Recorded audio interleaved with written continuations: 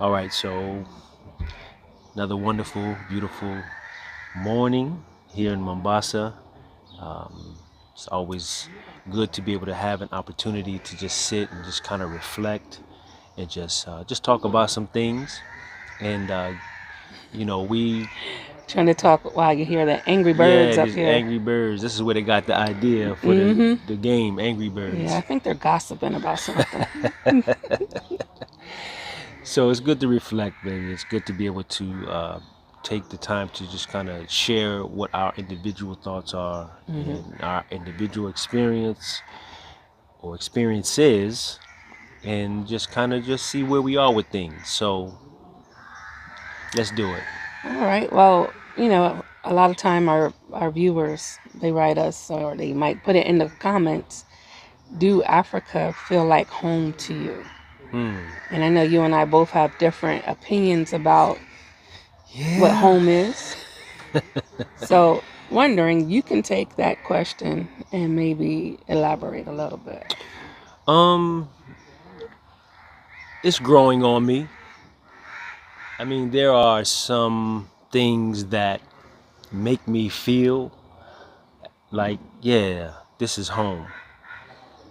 But then Hmm. again, there are some things that make me feel like this kind of makes me feel almost as if I'm back in America, not so much on the good side of things, if you understand what I mean. I don't. All right, so let me share. Let me share Okay. that. So, and most of us can attest to whether it's from a direct experience or getting the account of this particular experience from other people as a black man and even black women, you know, living in America.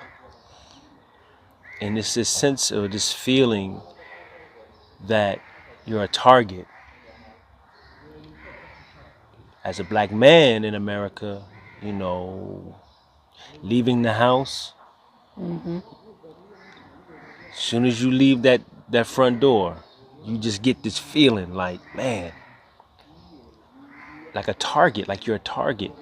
Like it could be completely no one around, but you feel like someone is targeting you. You get in the vehicle and you drive, and you always wonder if this is your day while driving, if you're going to be pulled over for some nonsense, and if you do get pulled over for some nonsense, then what's going to happen? Walking in a grocery store or some type of store, retail store, and this is relatable for both men and women, and you just get this feeling like you're targeted for the worst, as if you're up to no good. Those types of things, no matter where. And I guess could only speak for myself, but I'm certain that there's many who can attest to this. And of course, that's very uncomfortable. Living in in Africa, it just hit me one day, that I would keep having this particular feeling, and I'm like, what is this feeling that I have? And not necessarily a good feeling, but then it hit me one day that it was a familiar feeling, and it was that feeling like I feel like I'm being targeted. I feel like I'm a target. I put it that way, and I wrestled with that. Like, man, surely this is not it because we don't have the same circumstances here in Africa that we did in America. Targeted how? Well, targeted because when I came to the understanding, when I thought about it, targeted because I am a foreigner Mm. and not, we've talked about this, I won't go into it, not really being seen the same as in America, not really seen either as an individual or just seen as an equal or seen as just, who I am or who I might be. And in Africa, I feel that sense of being a target because being a foreigner, there's this assumption, man, that we got money, like we paid, like we have arrived, and we haven't, and that's that's not true thinking. And so because of this particular thinking, and I'm just generalizing, I'm not wanting to get specificity to who and what and where, but just generalizing. And we've had these experiences, and even when we're trying to get transport, even when we're trying to purchase things, you just know that we're not getting the fair rate at all times. There are times, but at all times, just using those few examples. And it's like, man, why do I have to be seen in that way? Why do I have to be targeted in that way? Why can't I just be, okay, this is what it is? And so I get that feeling, man, and it kind of bothers me a lot. Do you think it ever will just fade out? Like you kind of get used to it after a Well, while? I think that's really up to me. Yeah. It's just like, what? And I've come to that. You know what? It's just how it is. This is how it's gonna be. I'm not gonna let it, take away my joy, as they say, Mm. and just understand that. But I don't know if with that, if I feel that it may the time may come when and it does happen, but I don't know that I'll feel like, okay, I can relax. I'm at home. So It could be a form of America PTSD. could be. So certain things trigger that emotion, where it's something just triggers that emotion to come back and you connect it to how you were feeling always on the alert in the States. It kind of puts you on high alert over here because, again, you're not being seen as who you actually are. You're being looked at a certain way and it's not fair. So it connects to that energy. That's possible. I mean, I Yeah. never really thought of it, to that degree, and that very well could be. Yeah. Nonetheless, it is the prevailing feeling that I have and have been having. Mhm. And again, it has not taken away from the joy that I have in the experiences that we've been having, but just to know that it is there, it's there, and it kind of tugs at me. So that's where I am right now. We're still growing. We're still getting acclimated. We're still adjusting. Even in these almost 3 years, it's still a work in progress. So that's where I am right now. Hey, next month it might be something different. You never know. So anyway, with that, I don't like to be the Debbie Downer, as they say, but I'm just being real. I just got to be honest, and these are the things that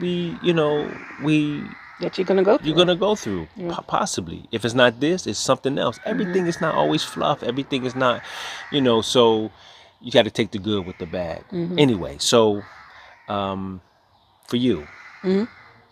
like what is your sense and your feeling of as being here in Africa? Where are you right now in this stage of transitioning? Home feeling? Do you see some things that you gravitate toward that it's like, yo, this is great. I would not be able to have this if I were in Africa. Yeah, what I've been noticing lately, or what just came to a realization, actually came from me watching Law and Order. Law and Order, Law and interesting. Order the other day. And it was the latest episode, and it was a story. It was in New York, and there was a mosque, and there you were inside learning or praying, actually. And someone was outside of the mosque spray painting it, and at the same time blew it up. And it kind of, I had to push pause on it because it was like, they still doing that? It struck a chord because over here in Africa, or East Africa, that's all I could say, that's what we're dealing with. I'm noticing the religious freedoms that people have here. And there's no conflict of religion. There's no, well, I'm a Christian and we're saved and you're not, and well, we follow the prophet and you guys are all around. You don't see any of that. You see churches here, Muslims there. On Sundays, you hear church going on. Fridays, you hear, or all day, every day, you hear the adhan going on and the calling the prayer for the Muslim community.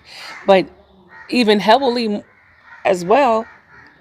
Even like in Rwanda, they were a lot of 7 day Adventists, and they respected that on certain days they don't work, and then there was also a lot of Hebrew Israelites coming into the country, and every religion is respected. It's not even really a conversation. No one says, "Are you Muslim? Are you?" I don't hear that. And if so, it's like, oh, okay, we are, you are, this and that. And the freedoms, you see different types of Muslims walking around, not types, but you see Shiites, you see Habab, what they call them, Hijabi, hijabi Sunni. sisters, everybody. They're not saying I'm Sunni, I'm Shia. You don't hear those type of languages or those words being thrown across from each other. It's just Muslims, and and you see Muslim children and Muslims having friends, all walks of life, and it's amazing. And I'm thinking about my experiences in the States, where I've even had to go to human resources a couple times because I was being told that my headscarf was not part of the Dress code. dress code. It's in the dress code book. Like, they're considering my headscarf a hat, and I had to go to downtown Atlanta, and I can't remember the name of the building, and almost like press charges against the company that I'm working for, because they wouldn't allow me to wrap my hair up. And I remember 9/11 happened, and we were told, if you take your scarf off, because they're targeting Muslims, and it's you have to fight for your doggone religion in the States, and it's like disguised under a Christian country, but they don't follow none of the Christian laws. I'm talking about governmental, follow none of the Christian laws, Christian ways, but any other religion outside of that opposes, oh, you're a target, and you're going to be. I mean, in the workplace, in any businesses. You go to a hospital, we take your scarf off. I mean, now it's a little different because we had to fight for these equal rights and just to have your hair covered. But going to a hospital to see someone that was sick, don't come in there looking like a Muslim, because they could target that patient You talking about this is being in America? in the States. So it's really stressful just trying to be just trying to be. So it's quite refreshing to be here. No one's questioning, well, who are you? What religion do you follow? Any of those type of things. What's your last name? Like, we're not on red alert when we go into, because everybody's name is real. It's a spiritual name, Muslim name, Arabic name. You don't have to worry about those pressures of just being, and it's quite refreshing. And there's one thing that I realize that I absolutely love about being here. I do, and I love seeing. I just love hearing and seeing, because you're dealing with cultures, you're dealing with religions, you're dealing with different ethnic groups, different people from all over. This is truly seeing all walks of life being in Africa, and it's appreciated. It's almost like welcomed. Bring your diversity, bring your changes. It's welcomed. Even you go to restaurants, and they know, say this is halal, or this isn't. I mean, they have it up there. It's respected. You go into the malls, for those that are Muslim, you can find prayer rooms. Even in the airports, it's like, wow. And this is all across Africa, not just East Africa. This is all across Africa. It's a respect for religion and culture. And so that's one of the things I really, really appreciate. It's quite different for me. It's quite unique. Okay, yeah, that's really good. It's true though. You're absolutely right. You know that I do enjoy that. I like that as well. I'm gonna tell you, for me, I really enjoy when we visited. The first time we visited, specifically here in Mombasa, we came during the month of Ramadan, and we discovered the mall. And we went to the mall. We saw all of the retail shops. First of all, the entire mall. They had Ramadan Kareem posted everywhere. The retail shops had something relevant to acknowledging Ramadan. And I was like, wow, this is really incredible. But even in Rwanda, Same thing. Even our home team, Francois, she would say, it's Ramadan. Oh, You she knew the did. days She more than knew. I did. For Id, she was like, you go to Id.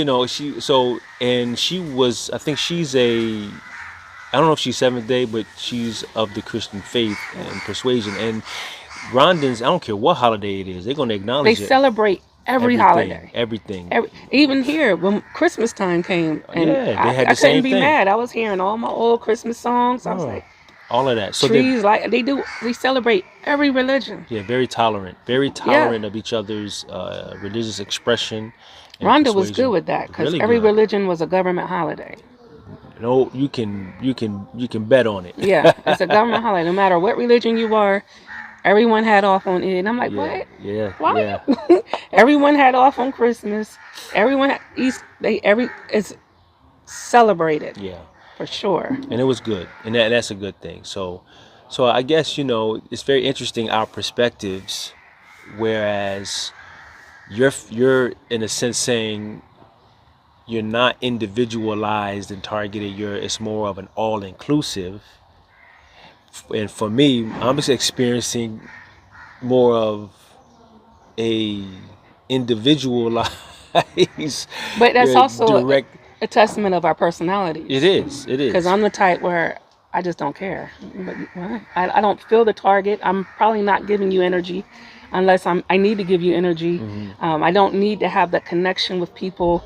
I don't want you to, I'm a northern girl, whatever. But he's more of a people person where he wants to Don't speak for feel. me. Let me speak for me. Oh, I thought that was my point. Don't speak for me. Oh my goodness. Y'all see how you talk to me? Mm-mm. No, I'm just joking. Go ahead. So he likes to feel, like we said before, the brotherhood, the connection. He's friendly, but he want to know that it's genuine. He doesn't want it to feel like, oh, I'm gonna be your friend because you're American and you just might have some money. That's so it's hard to trust.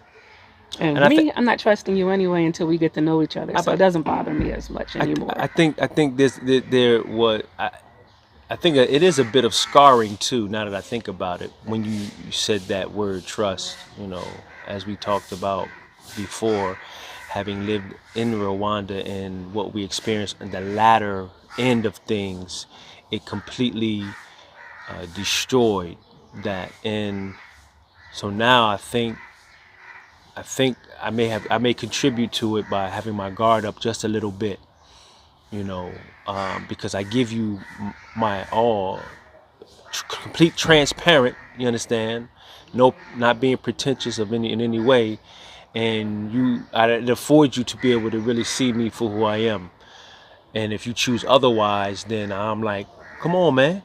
You know, don't. I'm giving you the real. Don't flip it or twist it. So I think that may have something to do with it as well. Nonetheless, I do enjoy the fact that there are things that I've always wanted to be able to express and experience in Africa that I could not without I don't want to say repercussions, but without flack or whatever, that I would have that in America. Here in Africa, so there's room for growth, there's room for change, because it's so welcomed and all inclusive as you mentioned. So Yeah, I'm a and ride it's with a it. transition. When you come into the continent, no matter which country you choose, it's a transitionary period. Hmm. So you're going to go through a lot of mental challenges, not just financial or just even with your friendships and stuff like that. It's a lot of mental challenges.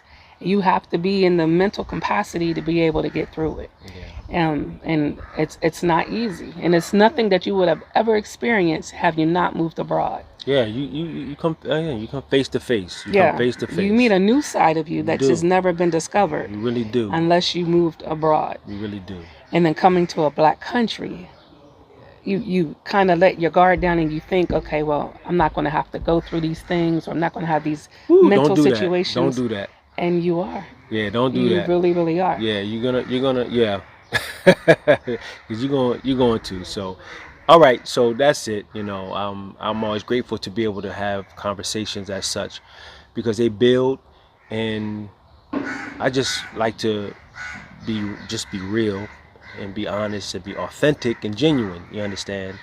And this affords us that opportunity, and we put everything on the table, and then we can look at it, and we can be strengths for one another. So with that being said, thank you guys for watching, and Peace and blessings.